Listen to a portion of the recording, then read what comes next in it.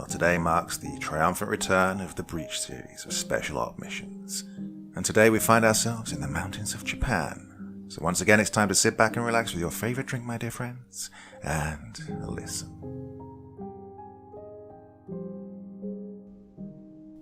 Thane here. It's been a long couple of months. Sorry I disappeared on you, but everyone's been in such a panic lately. I can't shake the feeling that something terrible is about to happen. I'm not sure I want to be here when it does. Breach is the Traveler's bomb on total lockdown. We have several more countries funding us now, trying to figure out a way of disarming it, but we only have the vaguest idea of how it works. Maybe a little more after Bushido, but it's still so far beyond anything we've ever seen that it might as well be magic. I wonder if it would be quick. I have to assume that it would be, if it's made to destroy our entire universe. We're so small and insignificant compared to everything around us that we probably wouldn't even see it coming. One moment, we'd be there, and the next, we'd be gone, like we'd never even existed. The Travelers are here. We don't know what they want, but we've seen their ships in the skies. A fisherman off the coast of Morocco recorded a video on his phone and posted it to the internet. Well, Breach had him killed, along with everyone he knew, and wiped everything they could before it managed to take hold and spread. They were always quite good at that. The video showed something decloaking in the sky, all the clouds rushing away from its design like they were somehow frightened to be near it. It almost looked as though it were half alive, spines trailing down from this bizarre angular ship and riding the wind like liquid metal, throwing off a low-frequency sound that made your ears bleed even through the recording. Barry said it reminded him of a broadhead arrow, but I never saw the resemblance. We could barely even stand to look at it without a dose of acid. There are at least 3 as far as we know, and they're only ever seen over the ocean. Maybe they're looking for the Legionnaires, couldn't say. Maybe I should be grateful, because if they thought we were doomed, they'd just detonate the bomb. It's not like we could stop them. All the real bullshit started with Operation Bushido, and I have to say that I didn't see it coming. Just some dumb, routine op in Japan. A necromancer from the parasitic universe was supposedly summoning and devouring the souls of the dead, well, according to HQ. I don't know how they figured this out, but the operative word to keep in mind is soul. None of us know what that really means, or if it implies there's any sort of afterlife. But the way it was explained, our bodies are like vessels, an interface for the soul, the seed of consciousness, to interact with the physical world. We later got the impression that was exactly why Breach was so interested in the necromancer, because it turned out that souls were what powered the bomb, and Command knew it, long before we were ever deployed. According to the books that we recovered after the op, the level of energy they could output was beyond anything we'd ever thought possible, and with enough control, you could somehow use them to manipulate reality, changing things, creating something out of nothing, or unmake an entire universe. It just depended on the will of the wielder, should they actually have the power to use them. Humans do not, but Legionnaires, their controllers, and presumably the Travelers, absolutely do. Our destination was in the Akaishi Mountains. I'm not allowed to say anything more than that. Our objective was simple: kill the necromancer. Afterward, I remember finding it odd that they didn't want him captured alive at all costs, given what he could potentially know about the bomb, but, well, no. For some reason, they just wanted him dead. Either way, things don't always work out the way you planned them. It was me, Jeffries, Barry, Tanner, and Sprite, packed into the back of a UH-60 modified for stealth operations. Our packs holding all the equipment in the world that we never actually used, because every single operation was so quick and violent that camping out was never an option, save for 1 or 2 times. Well, maybe I'll tell you about them someday. The others had their railguns, and I had my electrical cannon, courtesy of whoever the fuck the Crest were. We still didn't know, having been cut off from their frozen bunker in the other universe, but we sure did appreciate their gear, and Sprite was always a welcome addition to the crew. We hovered off the side of a mountain just before sunrise, an expanse of trees blanketing the range as far as I could see. Everything we could make out in the faint pale light of the morning was green, except for the summit, which was barely exposed and covered in snow. And that was exactly where we were headed. We said our goodbyes to the gunner and rappelled down from the helicopter, Sprite following just behind us as our boots hit the ground. The ropes were pulled back up, and the bird got out of dodge while Barry took out his nav gear to orient us. "Hope you guys are ready to climb," he said, taking the lead. We all activated our cloaking fields and followed him up the ever-ascending incline, grass and twigs crunching beneath my boots in the near darkness that lurked under the forest canopy. I switched on my night vision, revealing the steep rock face that waited for us at the top of the hill. "Sprite, move up and scout for us," said Jeffries. "Don't engage, only report." Sprite did as he was told and floated ahead. "Isn't it just the one guy?" asked Tanner. "Well, this isn't a job that keeps its promises," said Jeffries. "Best to assume we have no idea." We dropped to our hands and knees when the incline became too great to stand on, crawling up the mossy earth until we hit the towering rock face. "Payne, you're up," said Jeffries. I took the grappling gun from my pack and loaded it with a charge. Holding the gun against my cheek, I took aim up at the mountain, searching for a spot that looked stable enough to hold our weight. When I found it, I pulled the trigger, and the hook shot up at the target, the rope trailing behind it before it hit its mark, and projected an anchor into the rock with a soft thunk. I detached the gun and put my full weight on the rope, testing its strength. "We're good," I said.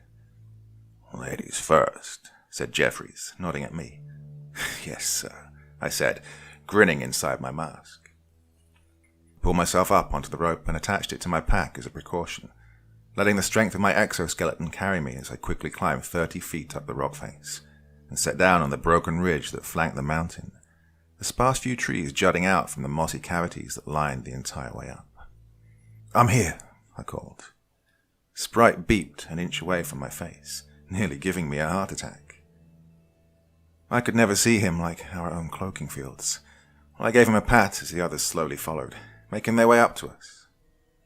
When they were all with me, Barry led the way around a narrow ledge that snaked over 100-foot drop, staying as close to the rock face as possible. When we passed it, we continued up a ragged incline, where it looked like a landslide had taken a chunk out of the mountain, massive, jagged boulders impeding our path at every opportunity. The snow was starting to make itself known, streaks of white carrying down the nearby paths, until our own boots started to crunch upon it, our armor insulating us from the biting cold. The wind was picking up, but Barry said we were almost there. "Right up ahead," he said, pointing at a cliff about 20 feet up. I loaded the grappling gun with another charge and shot it just above our target, the hook slamming into the wall of rock beyond it. I detached the gun, put it away, and tested the strength of the rope. I climbed up as quickly as I could, Sprite flying just ahead of me, and pulled myself onto the snowy cliff. "I'm here," I repeated, scanning my surroundings as the others made their way up the rope.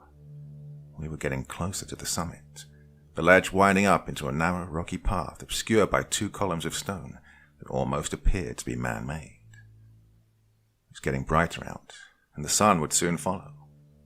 The others climbed up next to me, and Barry pointed at the pillars. "Should be right through there," he said. "No more heights, as far as I know." Jeffries nodded. "Tanner, you're up," he said. Tanner moved ahead. We followed him between the pillars and up the winding path, before we emerged upon a small, snowy clearing surrounded by looming cliffs, the summit towering just overhead, and beneath it, the entrance to a dark cave yawned open before us. Something about it gave me a sense of foreboding, the way it lurked in the pale blue light of the morning, grey, rocky spines jutting out around it like a pair of teeth ready to snap shut upon its prey. Jeffries called in. "Sierra, this is Sierra 1, he said. "We got eyes on the cave. No contact yet. Over." "Sierra 1, this is Sierra," said Command. "You're free to engage. Over." "Roger, out." Tanner advanced toward the entrance. We followed close behind, slipping into the darkness of the cavern. We emerged upon a small ledge that led down into a placid river of blood, stalactites hanging from the ceiling like 100 spears ready to fall. Following the rocky trail through the shadow, we sank into the stagnant pool, our cloaking fields flickering as it wavered around our passage. Just ahead, it ran through an archway of stone like a fetid blood gutter, and with our guns at the ready, we followed it into the larger chamber. The sounds of motion stirred ahead, echoing faintly upon the broken walls, until we arrived at a path that led up to the bizarre, hexagonal ceiling of a ritual chamber, inscribed with a massive sigil of a stylized sun. I recognized the 4 runes that surrounded it from what Barry had told me after Operation Thunderbird. They were a part of the Elder Futhark, but I wasn't sure what they meant. Twin braziers flanked the ascent as they burned with a violent, otherworldly flame, and all the way to the top, the feathered bodies of dead cows lay splayed out upon the blood-soaked stone, layered atop a bed of nameless, avian bones. Slowly, we crept up the path, the feathered corpses crunching beneath our boots no matter how much we tried to avoid them. It wasn't long before the entirety of the ritual chamber slipped into view. The sigil of a crescent moon marked upon the blood-stricken stone, while in the center of it all, a conglomerate of twitching birds had been fused together in a horrific mockery of an altar. Flesh and feathers merging into each other in a mound of shifting meat and chittering beaks. Somehow, they were all still alive, but they didn't sound like birds anymore. I couldn't describe the grating, insectile chaos that I heard in that cave, but I remember the feeling more than anything. It was a feeling that something was broken, that it wasn't working the way it should, and for the sake of my sanity, I could only pray that it continued to malfunction. It's like it was trying to connect to something far beyond our reality, but it lacked the ability to actually do so. Atop the altar, a massive crow had been splayed out over the others, its drooping wings shuddering and shaking, while a runic dagger that had been wrapped in human flesh impaled its chest. At least, that's what I thought I saw. I thought I saw a crow, but it wasn't. It was something else. The way its body contracted and warped, breaking through the fabric of existence like a skipping film.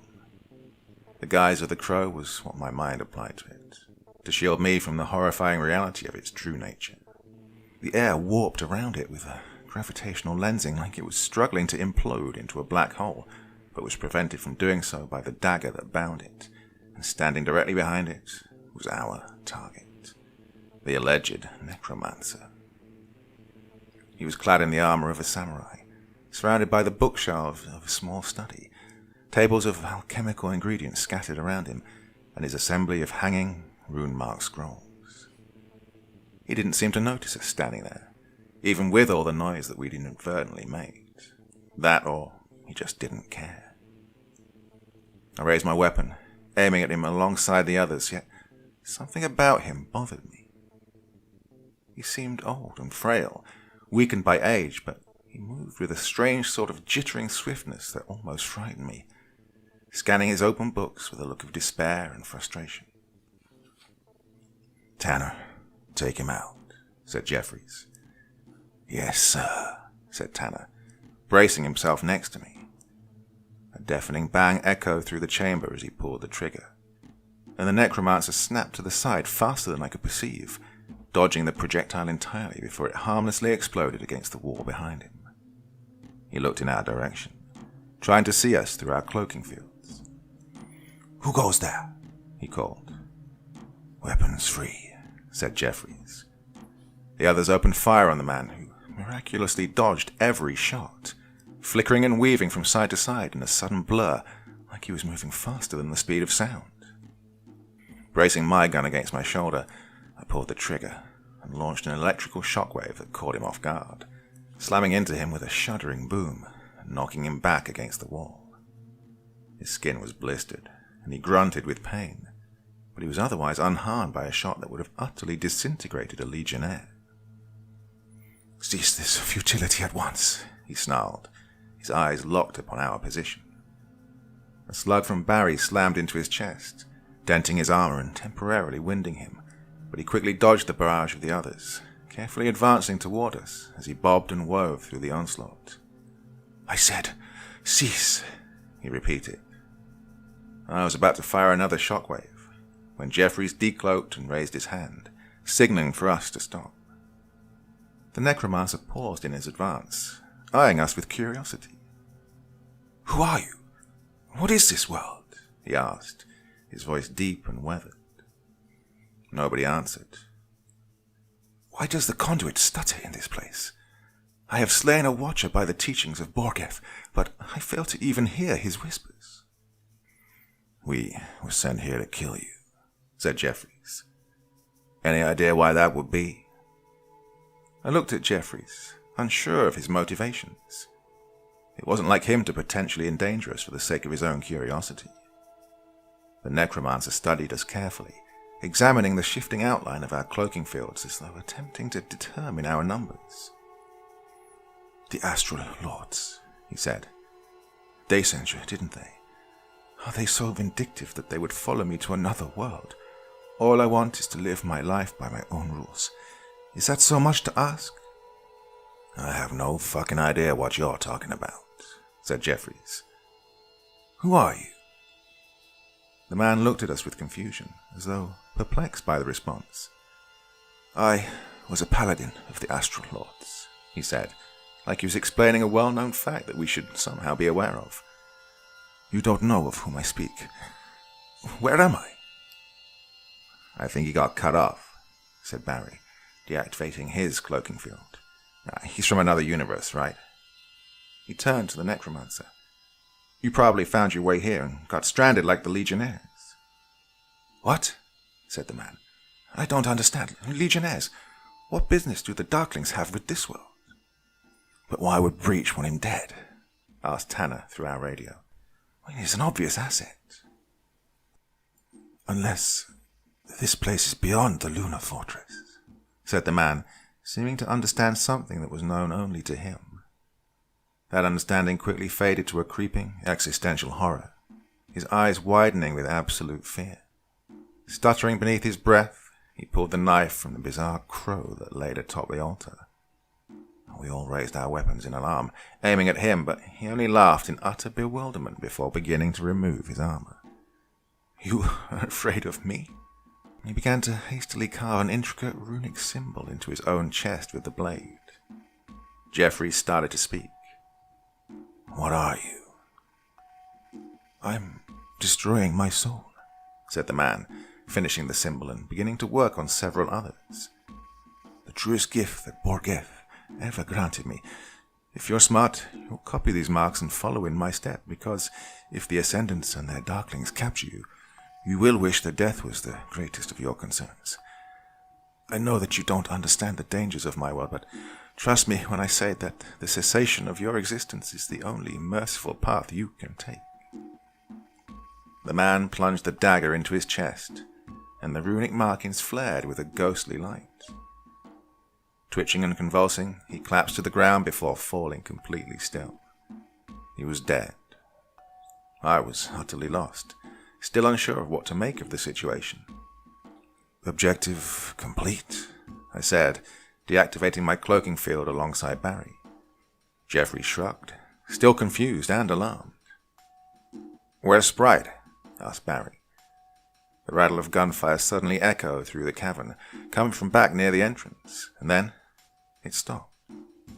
"Tanner, take point," said Jeffries. We all reactivated our cloaking fields and followed Tanner back into the river of blood, moving through the sloshing liquid as quickly as we could. When we emerged on the other side, the light of day was shining through the entrance to the cave, illuminating the decimated bodies of 6 soldiers clad in black, spent brass and M16 scattered on the ground next to them.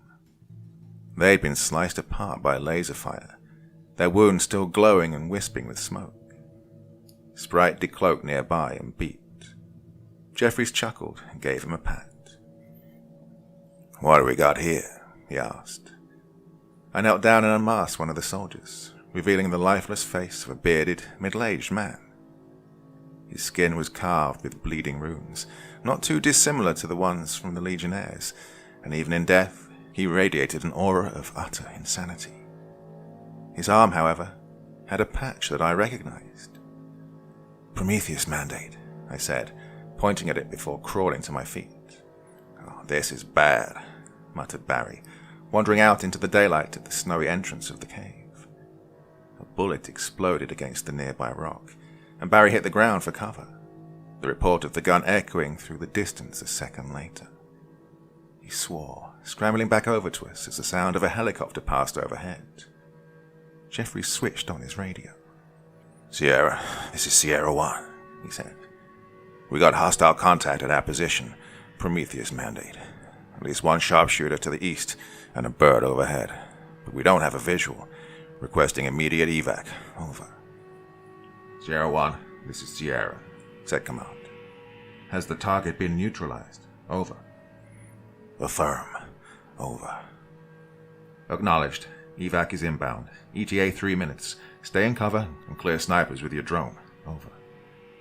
"Roger, out," said Jeffries, turning to Sprite. "Take out those sharpshooters and stay out of sight. We're counting on you." Sprite beeped, activated his cloaking field, and flew out into the daylight. We waited in the cave with our guns trained on the entrance, the Prometheus helicopter passing over us again. A shot rang in the distance, followed by a scream that was abruptly silenced by something. "Right ahead," said Tanner. A group of 3 Prometheus soldiers came up from the snowy path, rifles trained on the cave entrance, but they couldn't see us through our cloaking fields. "Thane, you're up," said Jeffries. Taking aim at the oncoming force, I pulled the trigger, and the electrical cannon kicked back against my shoulder, throwing off a burning shockwave that utterly vaporized the 3 men, their blood and decimated organs splattering back across the snow. A blur rippled through the space before us, and Sprite decloaked, beeping as he drifted next to Jeffries.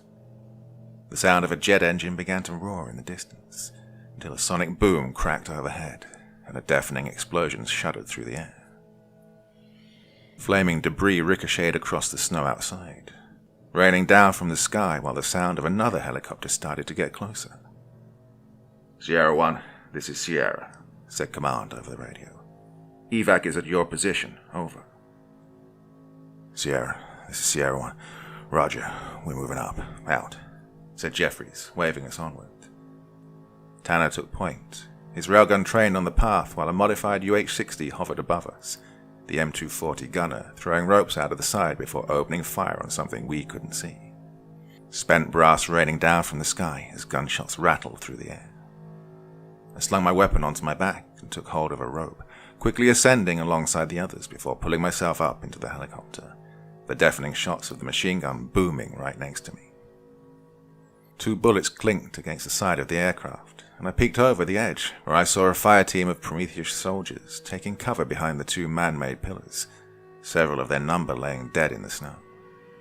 When the rest of my squad mates piled into the helicopter, the pilot took us up into the sky, flying away while the sound of a jet engine screamed through the air behind us, followed by the crack of a sonic boom.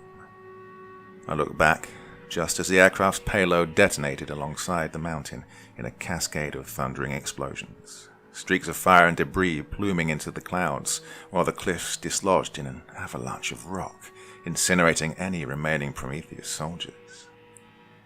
Turning away, I lay back in the helicopter alongside my friends, Jeffries holding Sprite beneath his arm with a smile. I remember being thankful that at least none of us had got dismembered this time, but the reaction of the necromancer still bothered me. He genuinely thought that we were completely doomed. Maybe he didn't realize that the parasitic universe had been severed from our own, and came to his own conclusion in his mind, but either way, he seemed absolutely terrified, and that made me wonder what exactly we were up against. Why would he destroy his own soul, rather than face whatever was coming? None of us really had an answer for that, but it spoke volumes that the travelers were willing to annihilate our entire universe in order to prevent it from happening. Anyway, that whole area was apparently the site of a long-dead Karasu Tengu cult, where they killed a large number of crows for an undisclosed reason, presumably for some sort of sacrifice, though Barry tells me that doesn't make any sense. The necromancer wasn't using the souls of dead humans either. Instead, he was using the souls of the birds to fuel whatever sort of altar or conduit he'd made in there. He wasn't consuming them at all, if he even could. The only thing is, that altar didn't work the way it was supposed to. What that would have meant for us, we're still not entirely sure. The cleanup crew recovered some books that the Prometheus raid had missed, which gave us an idea of what was really going on, but they got everything else, including the body and whatever creature in there was pretending to be a crow. They didn't get to keep it for long, though, because one of our jets intercepted the transport and shot it down.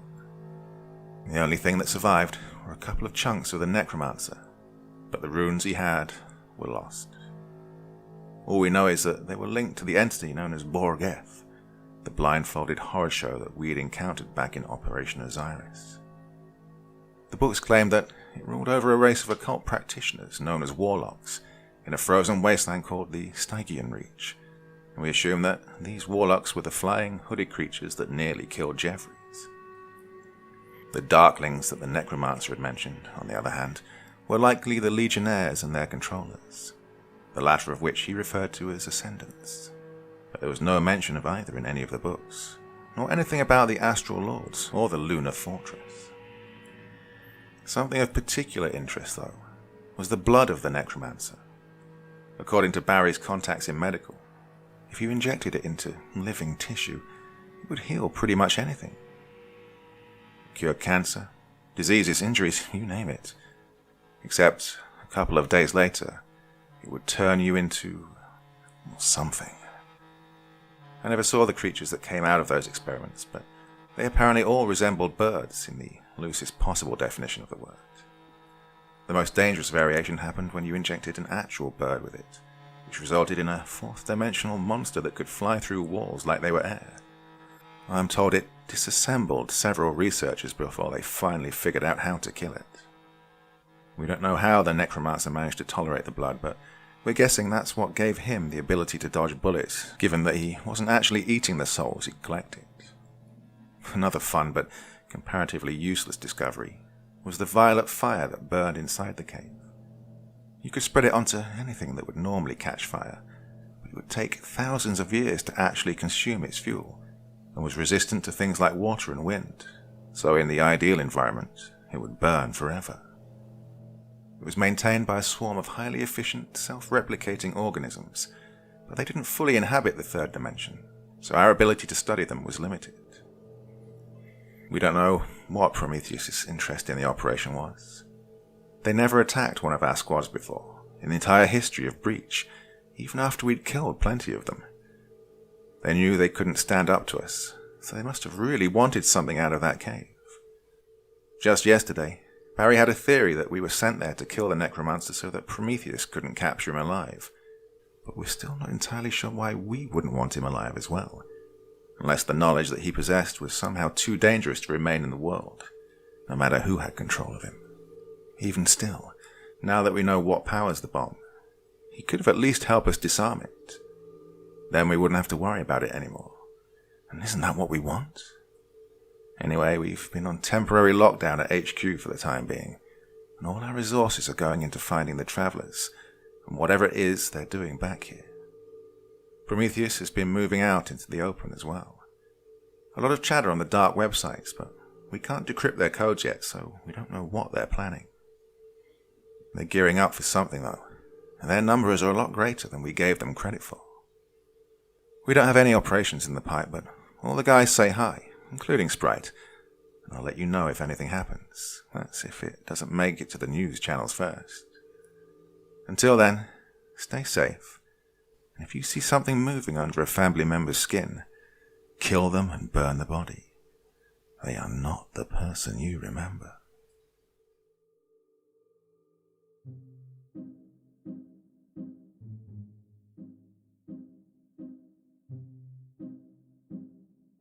So I hope you're enjoying this series as much as I am. So that's episode 10, done and dusted.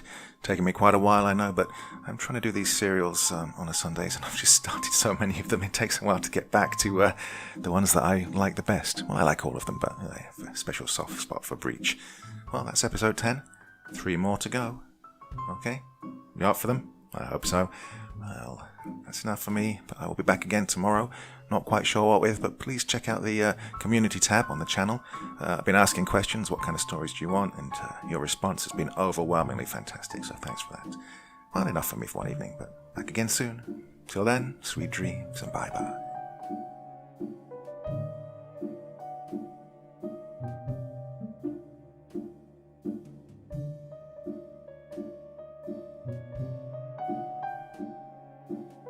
Thank you so much for choosing to spend your time listening to me. Now, if you enjoyed the Dr. Creepen experience, then come find me on Facebook. Come chat with me on Twitter. Listen to the background music and download it if you like on SoundCloud. Drop by the store, pick up a t-shirt. And, importantly, if you've got a story you'd like me to read, send it to Dr. Creepen's Vault, the subreddit I set up so that I could read your stories. Now, looking forward to seeing you all again real soon. So, come check me out, okay?